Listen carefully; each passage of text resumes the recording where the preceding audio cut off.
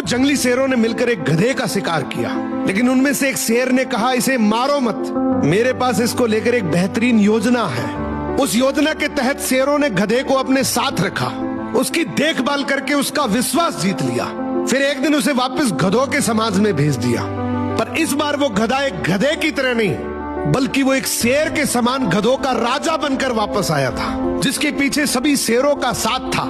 इसलिए बाकी सारे गधे इससे डरने लगे और उसके खिलाफ बोलने से कतराने लगे। अब शेर जब जब उस गधों के झुंड को देखने आते, ये गधा अपने ही समुदाय के एक गधे को शेरों को खाने के लिए दे देता। ये गधा गधों के बीच तो एक शेर जितना ताकतवर बन गया था, लेकिन शेरों के बीच वो अब भी एक गधा ही था। ये अपने जैसों पर तो राज करता था, लेकिन ये एक ऐसी ताकत से जुड़ा हुआ था जिससे वो बचकर भाग नहीं सकता था। इसने हजारों मासूम गधों की कुर्बानी दी, सिर्फ ये सोचकर कि इससे मैं और ज्यादा ताकतवर बन जाऊंगा। एक दिन ऐसा आया कि सभी गधों ने एकजुट होकर उसका विरोध किया और ये ठान लिया कि इस बार शेर जब भी शिकार करने के लिए आएंगे तो हम में से कोई नहीं जाएगा, चाहे उसका परिणाम कुछ भी हो। अगले दिन जब शेर आए तो ये गधा अकेला ही खड़ा था, इसके पास कोई दूसरा झुंड नहीं था।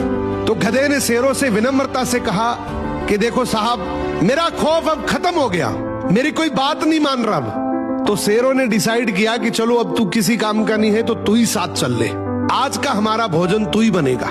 इस तरीके से आखिर में इस गधे का भी शिकार हो गया।